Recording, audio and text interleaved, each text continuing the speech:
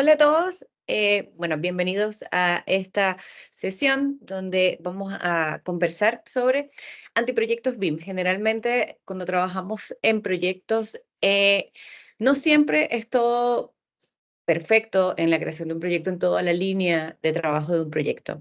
Pero de todo esto podemos ir sacando lecciones aprendidas que vamos a trabajar durante los próximos proyectos. Así que mi interés de poder hacer esta sesión y conversar sobre esos antiproyectos BIM que nosotros hemos realizado alrededor del tiempo y ver qué bueno le podemos sacar a esto, ¿no?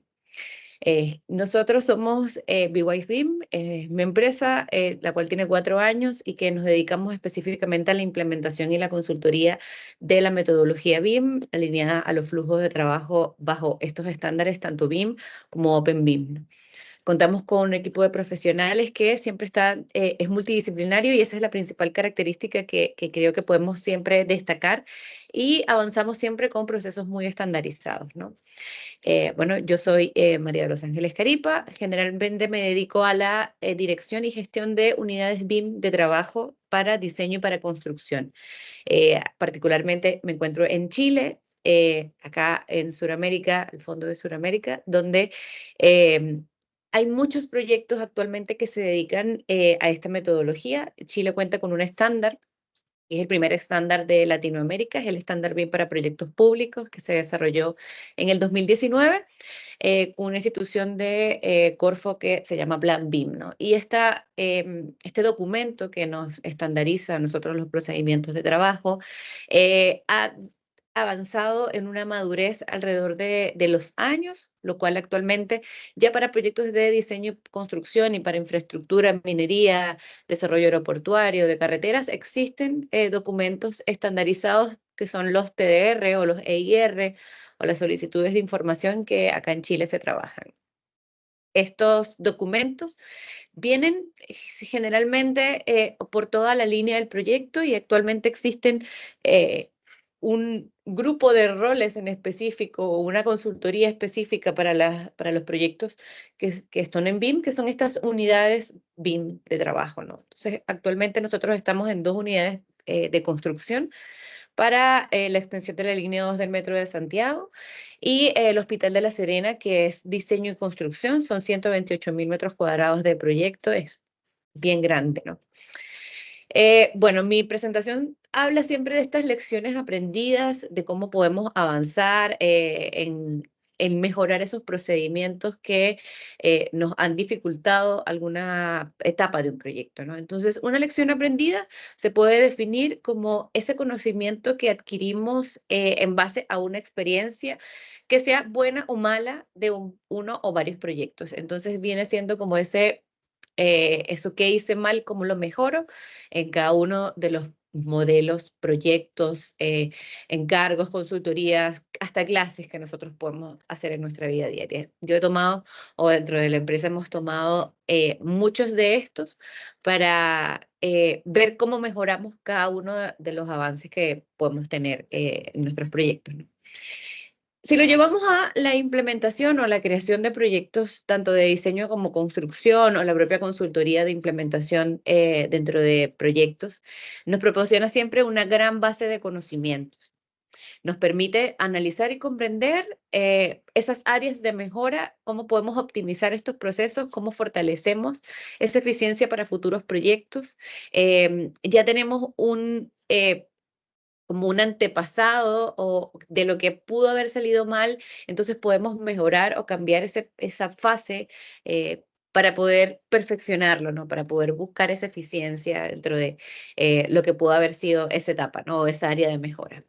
Siempre nuestro objetivo dentro o tras o después de cada implementación en base a la metodología, siendo consultores que son específicamente a lo que nosotros nos dedicamos o asesores de BIM, ¿no? Es utilizar siempre estas lecciones aprendidas para mejorar el procedimiento, tanto de trabajo interno como nosotros hacia la empresa, como de la propia empresa. Poder llevar esas lecciones aprendidas a esa empresa que estamos trabajando dentro de esta consultoría y eh, estos son los posibles errores que hemos detectado en anteriores proyectos. Creemos que pueden tomarlo de esta forma. Siempre también cada una de las empresas, nosotros creemos que siempre de los errores aprendemos, ¿no? Que todo es prueba y error. Por lo tanto, siempre tenemos que buscar ese posible conflicto que vayamos a encontrar a tiempo para buscar una solución oportuna, ¿no? Aspiramos a seguir siendo o a seguir evolucionando, estableciendo nuevos estándares de excelencia dentro de la implementación, siempre asegurando resultados sobresalientes dentro de cada desafío, ¿no? Dentro de estos 4 años hemos tenido muchos proyectos de diferentes formas, ¿no? Implementaciones, proyectos de coordinación, proyectos de modelación, proyectos específicos que son de diseño nada más, de construcción nada más, proyectos dentro de la industria minera, proyectos hospitalarios y también lo que más creo que es lo que realizamos son proyectos públicos, proyectos que vienen con un mandante que es el Ministerio de Obras Públicas, el Ministerio de Vivienda, ¿no? La Policía de Investigaciones, que también saca proyectos bien, el Poder Judicial. Y creo que es bastante bueno que podamos extendernos en estos dos proyectos que son los que más, o estas dos tipologías de proyectos que son las que más se pueden realizar, ¿no? Proyectos de construcción y proyectos que se dedican o que vienen con un mandante público, ¿no?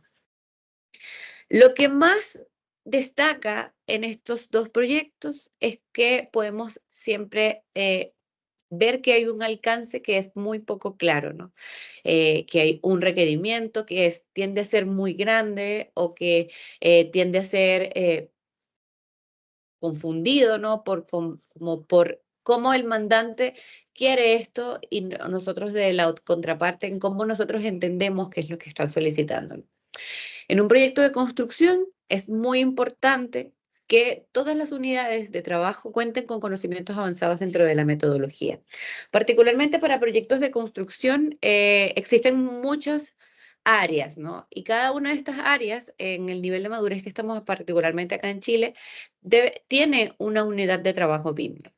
Entonces, está la unidad de trabajo que puede ser ese inspector fiscal, que puede ser ese inspector técnico de obra, ese hito es una unidad propiamente tal que trabaja la revisión de la obra y que también tiene conocimientos con BIM, ya que el proyecto se realizó y se solicita y se trabaja enteramente con BIM, ¿no? Tiene su unidad BIM, que es la unidad BIM del hito de la inspección fiscal, ¿no? Que generalmente también contrata asesorías. Por otro lado, está la unidad BIM, que es la empresa que diseña, que realiza las especialidades, que modela el proyecto, ¿no?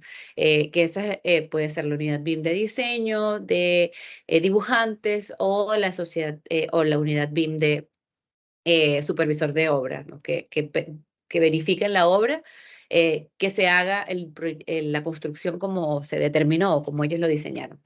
Y esta otra unidad BIM, que es la unidad de revisión, que es esta unidad asesora que hace que la construcción que venga del contratista se realice de la forma que las bases de licitación están solicitando, ¿no?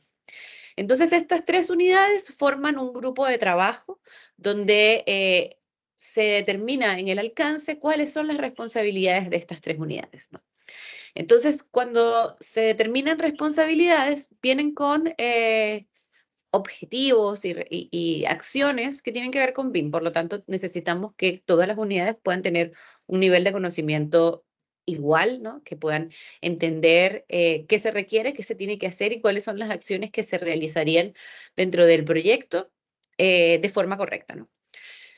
Todos deben estar comunicados, todos tienen que estar colaborativos dentro de este proyecto.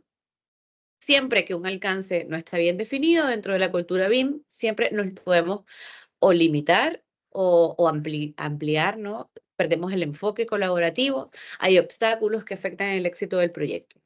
Es fundamental que promovamos la comprensión amplia de BIM, no tan solo dentro del propio uso de diseño de las especialidades, que es la modelación 3D, sino también en cómo creamos estos procedimientos de modo de que BIM pueda ser un aporte dentro del proyecto. Entonces, ver el proyecto como una fuente de información que podamos nosotros extraer futuramente, ¿no? si un proyecto también se tiende a ver como un proyecto de CAD, como un proyecto 2D, también podemos tener estos alcances poco claros o conflictivos. Entonces veamos este caso uno, que es el que llamamos antiproyecto, que es donde teníamos una solicitud de información o un EIR que tenía muchas partes, ¿no? Tenía muchos anexos, definía entregables, objetivos, tipos de información, niveles de información, estándares que se iban a utilizar, ¿no? Este proyecto tiene aproximadamente 4 años de ser desarrollado, lo tomamos iniciando la construcción, que fue cuando se licitó. La realidad del proyecto, que ya finalizó este año 2024, el año pasado, perdón, 2023, tuvo 9 meses de atraso de la propia construcción, 12 meses de atraso en términos de BIM, ¿no? Porque esto consideró as BIM, y tuvimos infinidades de entregables adicionales que se realizaron para este proyecto. Muchos documentos, muchas reuniones, muchos cambios que no estaban programados y que no se solicitaban, ¿no? Sino que se necesitaba sobre la marcha y se solicitaban, ¿no? No hubo como una planificación de proyecto. La solicitud de información o los términos de referencia o las bases de licitación o el EIR, el PIR y el OIR nos solicitaba generar ASBIL para preparar para la operación y mantenimiento de esta construcción, levantamiento con RDI que van dentro de la obra de forma oportuna, llevarla gestionando dentro de BIM, realizar los cambios dentro del modelo, ¿no? Que era la actualización de BIM en obra, la coordinación de las especialidades debido a los cambios que se generaban de acuerdo a las RDI, o sea, tener un modelo coordinado, ¿no? La modelación ASBIL, que venía posterior a la construcción, digamos que ya podemos extraer los documentos de eso. Información para gestión de activos, llegamos a un nivel de información 6, que es el mayor nivel de información que se le entrega a un proyecto que ya tiene información de fabricante, órdenes de compra, contactos, garantías, etcétera, ¿no? Y dentro de los entregables teníamos modelos nativos, modelos IFC y todo lo extraíble de los documentos. Y listados, tablas, matrices, em, cuantías, planos que vengan del modelo BIM. Esta era más o menos la estructura de roles. Aquí estaba esta asesoría 1, que era este inspector de obra, digamos, la asesoría 2, que era esta unidad de diseño, y nosotros que éramos la unidad de subcontratista de de la contratista de la constructora, ¿no? Que nosotros estamos, por ejemplo, acá. El contratista llevaba la obra en cuanto construía, trabajaba dentro del levantamiento de la construcción, y nosotros gestionábamos el proyecto de construcción con el propio modelo BIM, ¿no? Entonces, estas dos asesorías, la 1 y la 2, eran como un revisor de los proyectos, ¿no? De los avances que la obra se estaba realizando. Y tenían también departamentos de obra y departamentos BIM, ¿no? Por otro lado estaba esa unidad BIM, que era el dueño del proyecto, que más o menos quería entender cómo se iba a trabajar este proyecto en términos de BIM. Esto era un proyecto piloto de un proyecto de construcción muy grande aquí en Chile, ¿no? ¿Cuáles eran los principales conflictos que nosotros veíamos desde el principio que empezó este proyecto? Una de las unidades, o de hecho varias de las unidades, tenían muchísima rotación de equipo. Los roles que estaban encargados para el proyecto, como coordinadores, revisores, eh, no duraban más de 2 meses dentro del proyecto. Entonces, entre que entendía cuál era el alcance y empezaba a levantar qué era lo que necesitaba para coordinar un proyecto de construcción, había rotación. Entonces, finalmente, no se entendía muy bien, no terminaba de entender muy bien este rol, qué era lo que necesitaba y qué era lo que tenía que hacer, porque estaba simplemente revisando documentos, ¿no? Esto es un gran conflicto, a nuestro parecer, que nos llevó a tener que volver a reabrir procedimientos que estaban cerrados o que estaban estandarizados, formas de trabajo que son diferentes, entregables adicionales que solicitaba para poder entender cómo iba funcionando ese proyecto, ¿no? ¿Cuáles son las consecuencias que llevamos de esto? informes semanales, informes quincenales, informes mensuales, informes directamente del entorno común de datos. Entonces, todos estos 4 informes, por ejemplo, era el mismo informe, solo que se exportaba a un Excel porque no se podía no se conocía trabajo de la plataforma. Entonces, ahí ya empezamos a ver que existe falta de conocimiento, que tuvimos que capacitar a mucha gente como para poder hacer que el cumplimiento de la solicitud de información se realizara. Nosotros como con subcontrata, digamos, de la construcción. Entonces, como era la forma en la que se entendía, se solicitaba información en archivos, digamos, desconectados del propio modelo BIM, ¿no? Dentro de los modelos hacían sincronizaciones semanales, modelos que estaban coordinados, modelos nativos y modelos IFC, que esto eran entregas semanales. Nuevamente, estábamos trabajando en un entorno común de datos, en un CDE global, en el cual se tenía acceso a toda esta información. Se aumentaron alcances de niveles de información, de tipos de información, información que necesitaba el dueño del proyecto, que no se estableció en un documento, pero se dio cuenta que lo necesitaba porque era un proyecto piloto, ¿no? Los tiempos cambiaron, las diferencias de modelo, obra, realidad, modelo, obra, planos eran bastante drásticos, nos dimos cuenta de muchas diferencias que existían dentro de los planos de construcción con el propio modelo. Entonces empezamos a ver que había mucha información inconsistente desde la fase anterior del proyecto, ¿no? Esto desencadenó en que tuviéramos muchísimas horas adicionales, ¿no? Muchísimos trabajadores adicionales dentro de este proyecto y muchos meses de atraso, ¿no? Que estos fueron ya con la construcción, ¿no? Se formó una estrés laboral, muchos entregables que eran bien imposibles de llegar o que como el proyecto anterior, que era la ingeniería de detalle, no estaba bien consistente, nosotros en la construcción empezamos a ver todas estas fallas, ¿no? Entonces nosotros en nuestro interés de poder salvar el proyecto o de poder hacer un proyecto de la mejor forma, pues tuvimos que adaptar muchísimas cosas, ¿no? La principal conflicto es que este proyecto estaba pensado en CAD desde el principio. Necesitabas siempre estar desconectado de cada uno de los esquemas que se trabajaban. Y eso, pues, nos generó información de que podía pedirse de más solamente porque pensaban, porque se pensaba que BIM hacía todo, entonces por lo tanto podía sacarnos información automáticamente, ¿no? Teníamos muchísima cantidad de información dentro de un modelo que estaba muy, muy pesado, ¿no? Empezamos con trabajar con configuraciones de IFC que eran bien conflictivas, ¿no?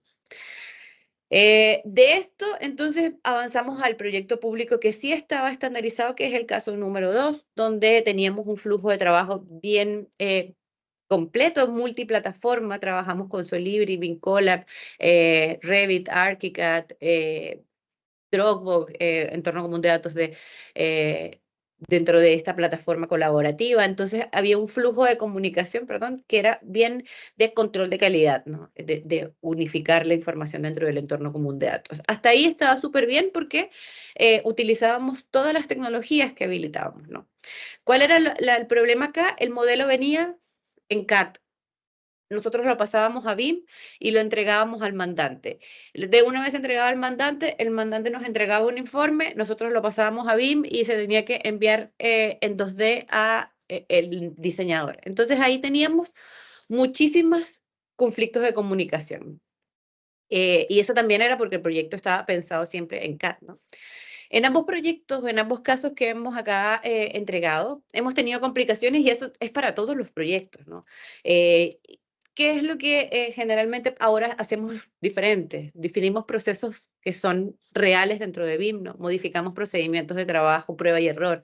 Buscamos una forma colaborativa de llevarlo. Explicación continua, aclaraciones continuas, buscar contratos colaborativos y acuerdos que estén consolidados, ¿no? ¿Qué estamos haciendo ahora nosotros para prevenir estos conflictos? Documentamos muchísimo y mucho más estandarizado y detallado este plan de ejecución BIM, que es este documento que estandarizamos dentro de cada uno de los proyectos, junto con anexos, junto con matrices de trabajo que son como bien extensas y claras dentro de estos proyectos, ¿no?